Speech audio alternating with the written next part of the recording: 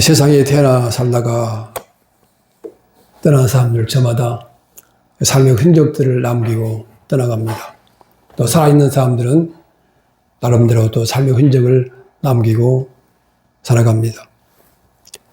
어떤 사람은 청사의 길이 빛나는 아름다운 삶을 살다가 하기도 하고, 어떤 사람은 죄와 오욕으로 점철된 삶을 살다가 아주 안 좋은 흔적을 남기고 세상을 떠나갑니다. 이완용이 같은 사람은 망고역적, 아마 두고두고 이 나라가 없을 때까지 아마 욕을 볼 거예요. 그런 사람은 두고지. 근데 유관순 여사는 나이 어리고 여린 여자 몸이지만 청사의 길이 빛나는 삶을 살아갔어요. 하나님을 믿는 사람으로서.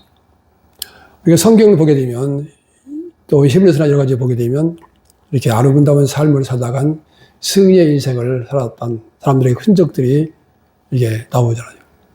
보면 아벨 같은 사람, 에녹, 노아, 아브라함, 사라, 이삭, 야곱, 요셉, 모세, 여호수아, 기생라합, 기드온, 다윗, 사무엘, 엘리야, 엘리사, 이사야, 에레미야 등등, 그리고 12 제자 신약시대. 정말 아름다운 삶의 흔적들을 남긴 사람들이죠. 그 반대의 삶을 찾은 사람이 나오는데 가인이 나오죠. 바로왕, 아합왕, 이세벨, 아간, 헤롯왕, 유다 등등 천추의 한을 남긴 사람들이죠. 정말 이 사람들은 안 태어났으면 죽을 뻔한 그런 사람들을 살다가 한 사람들이라는 거죠. 오늘 보면 17절 말씀 보니까 바울이 나는 예수의 흔적을 가졌다 말합니다. 흔적이라고 하는 단어는 헬라어 스티그마라는 뜻인데, 스티그마, 낙인, 그런 뜻을 갖고 있습니다. 옛날에 보면 그 소나 말에게 쇠를 이렇게 파가지고 글자를 새겨가지고 뜨겁게 달궈가지고 그 소 엉덩이나 말의 엉덩이에 갖다 딱 대죠. 치식 하고 타지요. 그리고 상처가 입히죠. 상처가 났고 나면 그대로 글자가 나타나. 흔적이에요. HD 그러면 이건 누구소. CD 하면 이건 누구소. 흔적이라는 거예요. 사람도 옛날에는 죄수들에게 이마에 죄인이라고 딱 글자 새겨가지고 흔적을 남겼었어요. 사람은 누구든지 원하든 원치 않든 간에 삶의 흔적을 남기고 살아간다는 거예요. 그런데 이 세상에 가장 아름답고 고귀한 삶의 흔적을 남기신 분이 계세요. 바로 우리 주 예수 그리스도이십니다. 정말 아름다운 흔적을 남기셨죠. 예수님은 어떤 흔적을 남기셨고 어떤 흔적을 갖고 계셨던가. 저대로 예수님께서는 십자가의 고난, 십자가의 흔적을 남기고 가셨습니다. 십자가, 상상도 하기 아닌 거예요, 십자가는. 우리 십자가를 이렇게 좋아하지만 이건 말거리도 싫을 정도의 고통스러운 형벌의 기둥이에요. 우리가 잘 알다시피 로마인들에게는 이 십자가형이 언도가 안 됐어요. 왜? 너무 고통스러우니까. 그런데 예수께서 이 고통스러운 십자가를 지셨단 말이에요. 그래서 머리에는 가시별과 씻었는데 탱자나무 가시죠. 탱자나무 가시. 이 손가락 길이만 해요. 그런 가시나무로 엮어가지고 그냥 사대 없이 눌러버리기 때문에 머리가 여기저기 그냥 찢어지고 피가 나고 보통 아픈 게 아니잖아요. 가시 한번 찔러보세요. 얼마나 안 좋은지. 그 흔적을 갖고 계셨어요. 그 손과 발목에는 18cm 못입니다. 제가 이 한 뼘이요, 20cm 정확히 20 딱 맞아요. 이 18cm는 조금, 한 뼘 조금 못 드는 못이에요. 이 못이 아니고 이건 쇠말뚝이에요, 쇠말뚝. 쇠말뚝이 발목과 손목에 박혔는데 이것은 신경이 지나가기 때문에 숨을 쉴 때마다 엄청난 고통이 더랍니다. 그래서 예수님께서는 이 손의 흔적을 도마에게 보이면서 내 손을 보고 내 옆구리를 봐라. 옆구리는 창을 맞아가지고 창자국의 흔적을 갖고 계셨어요. 또 몸에는 갈고 달린 그 회초리를 맞아가지고 책지 맞아가지고 살점이 점점 떨어져 나간 바람에 한번 때리면 촥 감기고 잡아당기면 살이 뭉텅뭉텅 떨어지기 때문에 전설에 의하면 등과 옆구리, 배에 내장이 볼 정도로 그렇게 맞으신 거예요. 이 맞음 때문에 우리가 치료를 받는 줄로 믿습니다. 아멘. 얼마나 참 감사한 일이에요. 멸시, 조롱, 천대를 다 받으시고. 우리는 그래서 영적으로 그 예수님의 십자가의 흔적을 볼 수가 있고 느낄 수가 있는 거예요. 예수님은 이렇게 말씀하셔요. 나를 따라오려거든 자기 십자가를 지고 따라오라. 우리 각자의 십자가가 있어요. 그래서 각자의 십자가가 있는데 이 각자의 십자가를 우리가 지고 가려면은 바르게 십자가를 지고 가는 사람의 삶 속에는 이 십자가의 흔적이 남게 돼 있어요. 예수님을 사랑하고 따라 살아가는 그 삶에는 나도 모르게 그 삶 속에 십자가의 흔적이, 예수의 흔적이 남게 돼 있단 말입니다. 최원영 목사님은 예수를 따라 살고 싶어가지고 예수 천당 외쳐가지고 이 한국 땅에 10,000개가 넘는 교회를 세웠어요. 우리는 30명이, 50명이 모여도 교회 하나 못 세워. 근데 그분은 혼자서 10,000개가 넘는 교회를 세웠어요. 아름다운 십자가의 흔적입니다. 주철 목사님 어때요?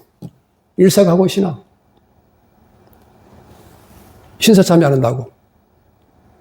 그 고춧가루를 갖다가 코에 집어넣고, 맨발로 못 박힌 그 송판 위를 걸어가라고 그러고, 그 엄동설에 추운 데서 발발발발 떨게 만들고, 얻어맞고, 그리고 돌아가셨잖아요. 그것 때문에. 순교하셨잖아요. 지금도 그 흔적이 남아있잖아요. 우리는 그의 흔적을 지금도 느끼는 거예요. 손양원 목사님 뭐예요? 손양원 목사님은 예수를 믿고 따라가기 때문에 그 삶 속에 예수가 나타나는 거예요. 흔적이. 흔적이 뭐예요? 사랑. 별로의 원자탄. 사랑의 원자탄. 고등학교 3학년, 2학년 두 아들을 갖다가 공산주의 사상에 물든 사람이 대창을 찔러 죽였잖아요. 이제 고등학교 3학년 아들은 동신, 동인군 두 아들인데 3학년 아들인데 유학 가려고 준비하는 그런 상황인데 이렇게 대창으로 찔러 죽임을 당한 거예요.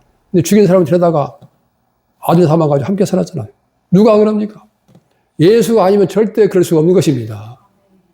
예수 때문에 그런 삶을 살았던 거잖아요. 흔적을 남겨요, 지금도. 안희숙 여사는 학교 선생님인데 신사참배를 안 한다는 그 죄 때문에 사형 언도를 받습니다.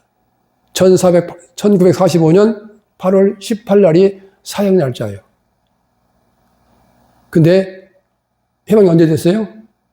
해방이 언제요? 1945년 8월 15일. 이게 3일 남겨두고 해방이 된 거예요. 그래서 안희숙 여사랑 살아난 거예요. 18날 사형 언도인데 15일 날 해방이 됐어요. 그분이 남긴 흔적이 뭐예요? 죽음은 죽으리라. 죽음은 죽으리라. 예수님 때문에 나 예수와 함께 죽으면 죽으리라. 요즘 교회에 나와서 목사님이 우리 함께 죽읍시다 그러면 다 도망갈 거야, 아마. 경기도 이천에서 목회하는 목사님이 이제 그 뭔 일이 있어서 함께 간 적이 있어요. 어떤 친구 목사하고.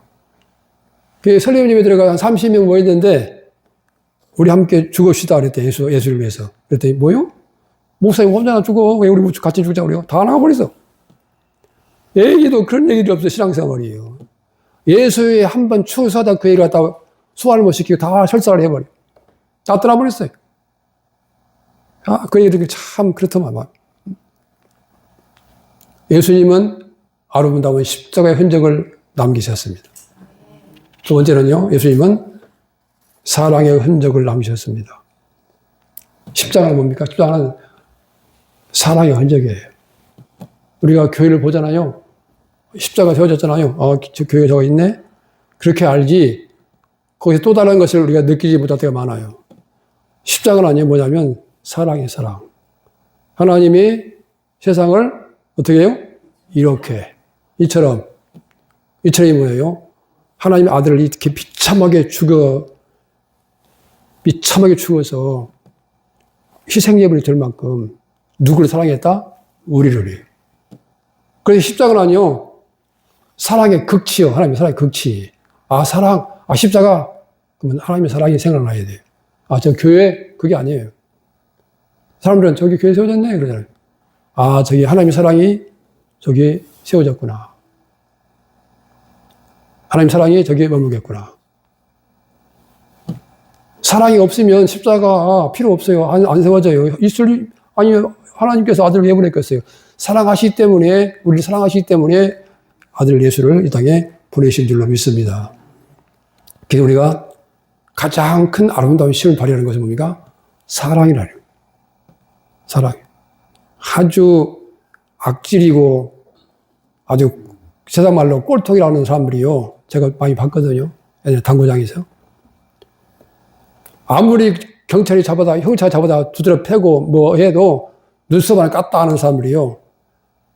그 아는 형사 찾아와가지고 불러가지고 그 추운 겨울에 설렁탕 시켜서 함께 먹으면서 힘들지. 그 위로의 말 한마디에 펑펑펑 우는 거예요. 그냥 막 때리고 팔로 차고 진이기고 해도 끄떡도 왜? 나 또 미치네. 알아서 해. 그렇게 맞으면서 까딱도 안 해요. 나 또 미치네. 이런다니까. 근데 그 설렁탕 한 그릇에 녹아가지고 펑펑 우는 거예요. 우리가 서로 가진 것 많지 않을지라도 이 사랑만큼 나누며 살 수 있기를 축원합니다. 사람이요, 지배자, 아주 독재자, 권력자 앞에서는 머리를 숙일 수가 있어요. 내 속마음까지도 숙이지 않습니다. 안 숙여요. 그냥 어쩔 수 없이 고개 숙이지만 마음은 너희는 나쁜 놈이야. 속에 다른 말을 품고 있는 거예요. 그런데 지도자, 사랑을 가지고 섬겼던 사람 앞에는 마음도 고개도 함께 숙이는 거예요. 설교를 목사님 잘하잖아요. 은혜 받았어요, 목사님. 얼마 갑니까? 얼마나 가요? 예? 일주일? 한 달? 많이 가면 석 달 갈 거예요. 많이 가면 석 달 갈 거예요. 근데 그 목사님의 인격 앞에, 사랑 앞에 녹아지는 그 사람은 평생 갑니다. 여러분도 마찬가지예요. 아멘 하십시다. 여러분 사랑 앞에 녹아진 그것은요, 목사도 마찬가지예요. 목사님을 사랑해서 성도 섬겼던 그 섬김의 사랑은요, 가슴에 평생 갖고 가요. 상처를 주고 아픔을 줬던 사람도 평생 갖고 안 잊어져요. 미워하지는 않지만 그게 남아있어, 그게 남아있는. 사람 마음은 그래요. 사랑처럼 위대한 힘이 없는 거예요. 그래서 지배자 앞에는 무덤에 침을 뱉어요. 그러나 지도자 앞에는 머리를 숙이고 무릎을 꿇습니다. 눈물을 흘려요. 예수님은 우리를 사랑하셨어요. 그래서 만 백성이 예수 앞에 무릎을 꿇고 눈물을 흘리게 되는 줄 믿습니다. 예수님의 사랑이 없다면 누가 예수 앞에 무릎을 꿇습니까? 냉정한 분이었다면 누가 예수를 따르겠습니까? 하나님은 사랑으로 품었기 때문에 지금도 수없는 사람들이 예수 앞에 무릎을 꿇는 거죠. 또 예수님은 전도의 흔적을 남기셨습니다. 가는 곳곳마다 복음을 전하셨어요. 전국복음을 전파하셨어요. 전도하러 가자. 우리가 이를 위해 왔노라 하면서 가자. 전도하러 가자. 전도하셨어요. 여러분, 예수님이 전도했다면 우리도 반드시 전도해야 될 줄 믿습니다. 예수님이 하셨는데 우리는 왜 안 해? 왜 잘못된 거예요? 저도 마찬가지고. 전도해야 돼. 믿든지 안 믿든지 그런 거 상관없고, 그 사람, 영원히 그 사람 책임이니까 하나님께서 하실 일이고, 우리는 전해야 돼. 예수님 만나는 사람마다 예수님이라고 해요. 이번에도 서울 가가지고, 우리 조카한테 전도했더니, 아무 소리 안 해. 교회 나온단 말도 안 하고, 안 간단 말도 안 하고, 나중에 우리 누님이 그래. 나는 삼촌이 별로 안 좋아. 왜? 나만 보면 교회 가라고 그러거든.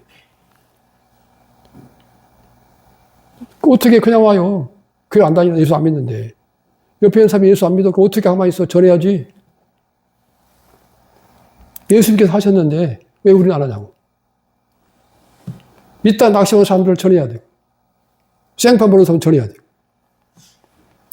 내 아버지 집에 갈 곳이 많도다. 내가 처소로 예배하면 내가 다시 와서 나 있는 곳에 너희도 있게 하리라. 천국 복음을 전하신 거예요. 천국복을. 우리는요, 언젠간 다 함께 이곳을 떠나가야 됩니다. 거기 가야 돼요. 또 예수님께서 무슨 흔적을 남기셨습니까? 치유의 흔적을 남기셨습니다. 축사의 흔적을 남기셨습니다. 가는 곳곳마다 아픈 사람을 치료하고, 악한 영에 또 눌려 고통당하는 자유케 하고, 많은 사람들을 갖다가 치료해주고 자유케 하는 흔적을 남기셨어요. 우리도 이런 은혜를 받아서 우리도 치유와 축사의 흔적을 남기는 아름다운 삶이 되기를 소원합니다. 나를 믿는 자는, 요한복음 14장 12절 말씀에 나를 믿는 자는 내가 하는 것도 할 것이요 이보다 큰 일도 하리라.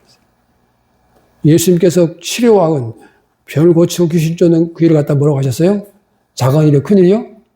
큰 일이라고 그랬어요. 큰 일. 병 고쳐 귀신 쫓는 일이 그게 무서운 게 아니에요. 사람들은 이거 어떤 교회, 나는 교회 나가는데 귀신 쫓는 교회만 아니면 안 간다. 귀신 쫓는 교회는 안 간다. 그런 교회 하는 사람도 있어요. 몰라도 한참 모르는 거지. 그게 잡혀있는 사람이 그 사람이.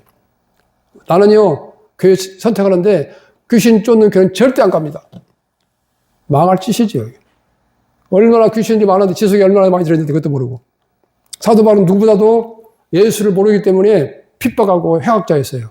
그런 그가 다메섹도상에서 예수를 만난 다음에 완전히 바뀌어가지고 죄의 흔적만 남기던 사람이 예수의 흔적을 남기는 사람으로 바뀐 줄로 믿습니다.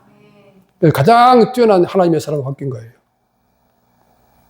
오늘 17절 말씀에 누구든지 나를 괴롭게 하지 마라. 나는 내 몸에 예수의 흔적을 가졌노라. 누가 어떤 사람이 당당하게 이렇게 나는 예수의 흔적을 가졌다고 말할 수 있는 사람이 얼마나 될까요? 나 예수의 흔적을 가졌습니다. 많지 않을 거예요.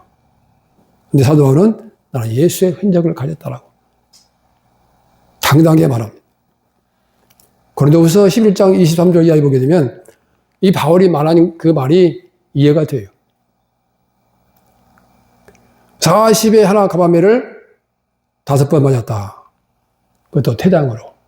몽둥이로 맞았다.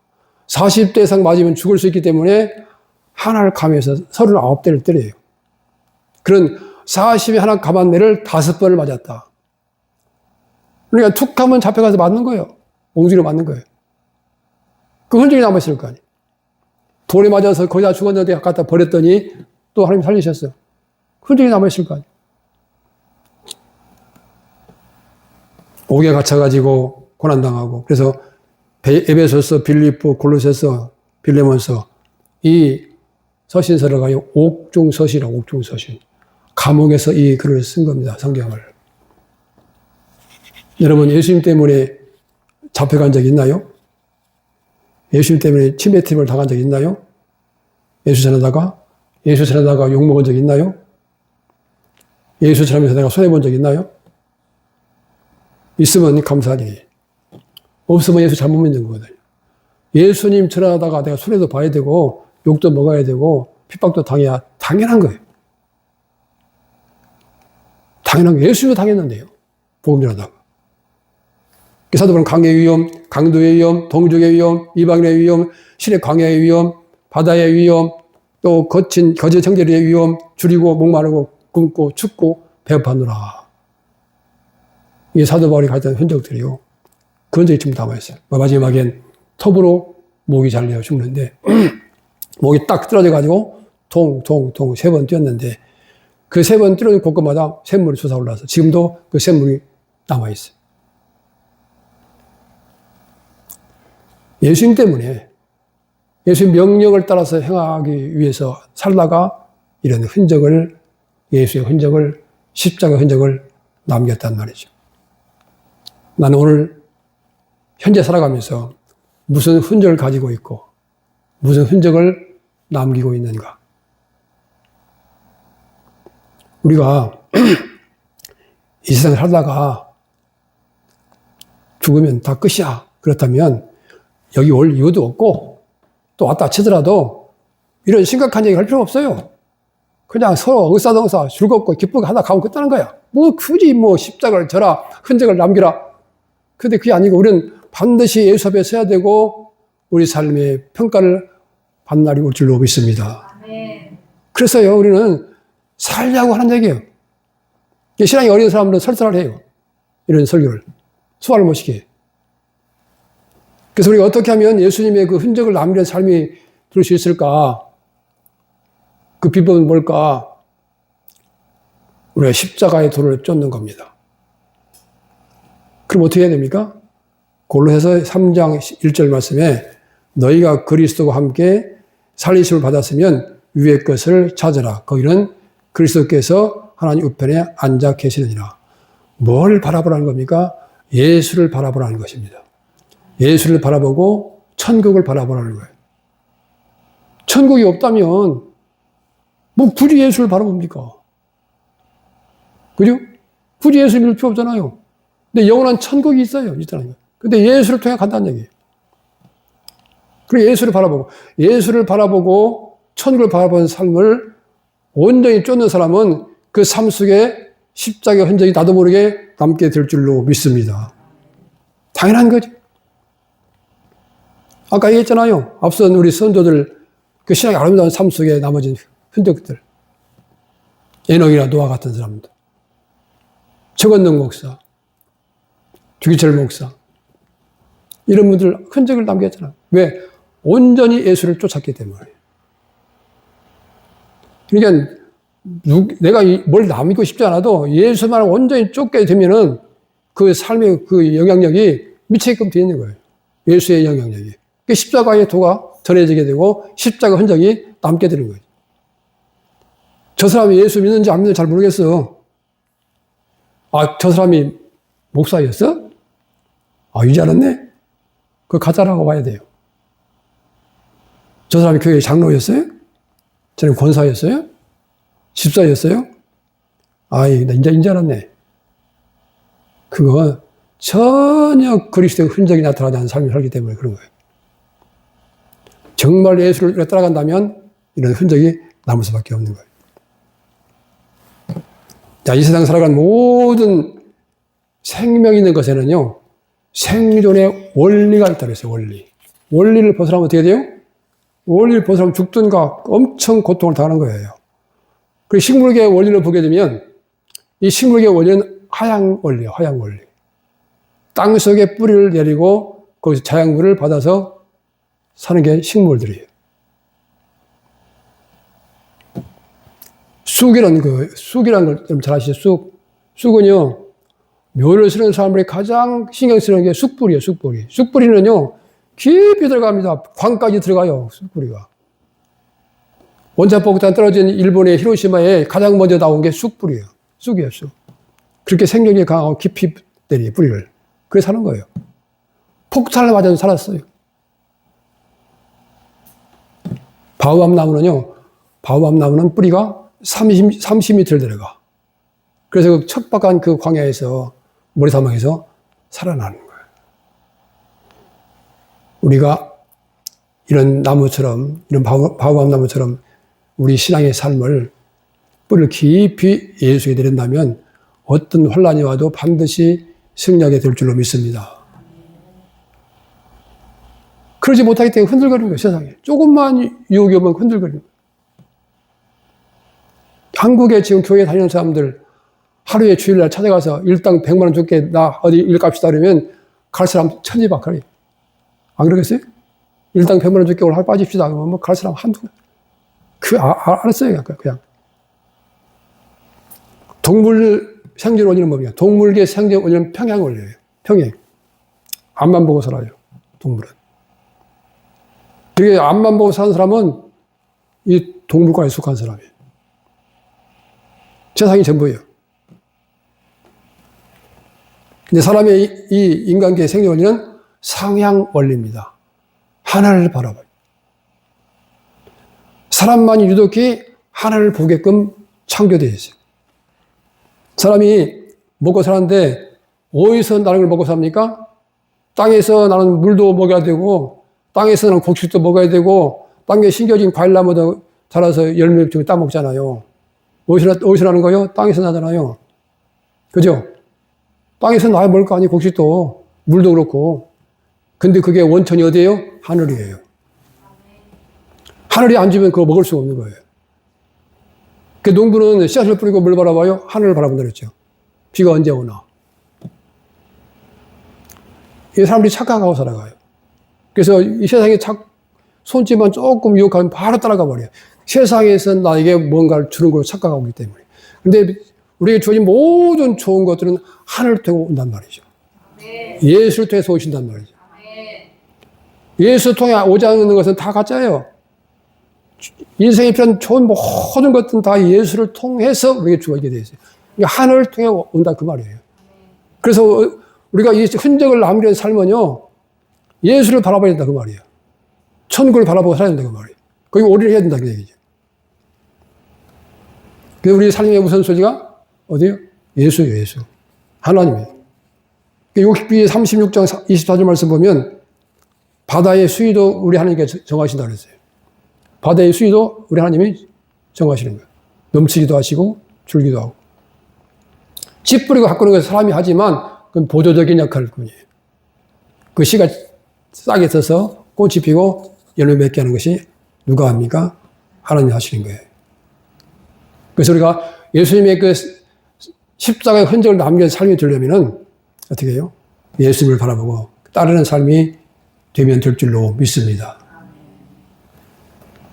그래서 예수님을 가장 우선시하고 예수를 나의 전부로 알고 따라가는 삶은 삶이 달라. 뭔가 달라. 그 사람이 그거 아는 거예요.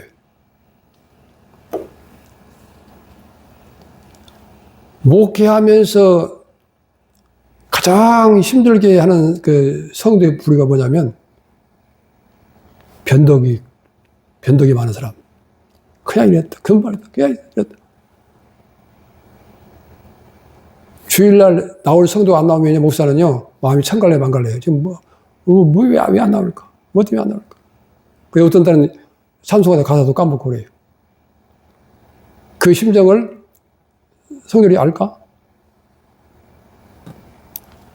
사도 바울이 빌립보서 3장 16절 말씀에서 세상 것을 뭐라고 평가하냐면 똥이라고 그래요. 똥. 배설물로 여겼다. 내가 세상 모든 것을 배설물로 여겼다. 왜? 예수 그리스도를 아는 것을 가장 고상한 걸로 알았기 때문에. 예수가 가장 고상하기 때문에 세상 모든 것을 똥으로 여겼다고 그렇게 말하고 있어요. 그러면 똥 귀하다고 싸갖고 갑니까? 아, 이게 귀한 것을 막 주워 집어넣어? 이게 무슨 냄새야? 이게 너무 귀한 것인데, 그래요? 그냥 갖다 버리잖아요. 미련 없이 똥을 두고 미련을 주는 사람이 있어요? 없잖아요. 누가 똥 싸고 응가하고 이거 아까운데 이거 그냥 사정 없이 물 내리잖아요. 내려가라고. 사도 바울이 그랬어요. 세상 모든 것을. 그렇기 때문에 이 사도 바울의 삶 속에는 십자가의 흔적이 남게 되는 거예요. 조금 말씀이 너무 딱딱한가요? 좀 듣기 좋은 그런 설교해야 좋은 거예요. 이 얘기를 젖먹는 그 수준의 설교를 하게 되면 그 수준밖에 안 되는 거거든요. 우리는요, 하늘 농사꾼입니다. 믿으시면 아멘. 이 땅에 하늘 농사를 짓는 거거든요. 우리는 지금 이렇게 모여서 예배하지만 저부터 지금 농사를 지금 잘못 짓고 있어요. 너무 없어. 이 씨앗들이, 자라야 할 씨앗들이 너무 없어. 나의 모든 영역을 다 동원시켜가지고 씨앗을 뿌리에 삶을 얻어야 되거든요. 그래야 농사가 될 거 아니에요. 물을 주고, 비가 오고, 햇볕이 내주고. 김기복 집사님은 여자분인데, 한 해 4,000명을 전도를 했어요. 몇 명? 몇 명? 4,000명. 그 전도왕이 됐어요. 그냥 밥만 먹다가 전도하는 거예요. 4,000명을 전도했어요. 야. 그러니까 이제 하나님께서 은혜를 주셔가지고 전도를 열심히 하니까 어떤 집에 딱 가면은 그 집 내용을 다 알아. 누가 역사하셔서? 성령께서 역사하셔서. 이 집에 아들이 사법고시 시험을 보는데 몇 번 떨어졌네? 이? 어떻게 아세요? 아, 내가 믿는 우리 하나님께서 알게 하셨다. 아유, 맞다고. 지금 3번 떨어졌어요, 우리 아들이. 그래요. 교회 나오십시오. 나오셔서 기도해 보십시오. 다음엔 붙습니다. 정말요? 아, 그렇다니까요. 하도 전도를 많이 하니까 그런 은혜를 주셔가지고 4,000명을 전도를 해요. 킴볼이라는 사람은요, 별볼 없는 사람이거든요. 근데 구두수성공, 무디 청년을 갖다 전도를 했어요. 그랬더니 그 킴볼이 남긴 흔적은 무디란 청년이야. 구두수성공, 가난한 사람. 배움도 별로 없어요. 그게 흔적이야. 열매야. 근데 그 무디는 대공황 때 100만 명을 전도했어요. 할렐루야. 무디 목사 100만 명을 전도했어요. 무디는, 킴볼은 무디를 흔적을 남겼더니 무디는 100만 명의 흔적을 남겼어요. 야, 저는 요즘 계속 기도하기를 하나님 사람 낚는 어부되게 하옵소서. 따라합니다. 예수님 사람 낚는 어부되게 하옵소서. 예, 좀 계속 기도하고 있어요. 하나님 제가 사람 낚는 어부되게 해주세요. 전해보니까 나가 전해보면 이 뱅깨끼를 잘 안 되더라고. 그런데 기도하는 거예요. 아는 사람도 없고. 예수님은 가장 아름다운 흔적을 남기셨습니다. 무슨 흔적입니까? 십자가의 흔적. 그걸 가지고 계셨고 그걸 남기셨어요. 그리고 사랑의 흔적을 남기셨어요. 그리고 전도의 흔적을 남기셨어요. 그리고 겸손의 흔적을 남기셨어요. 가장 낮은 곳으로 내려오신 겸손하셨어요. 그리고 성김의 흔적을 남기셨어요. 우리 이를 기억합시다. 십자가의 흔적, 사랑의 흔적, 전도의 흔적, 겸손의 흔적, 성김의 흔적, 이 흔적을 최대한 많이 남기는 저와 여러분 될 수 있기를 축복합니다.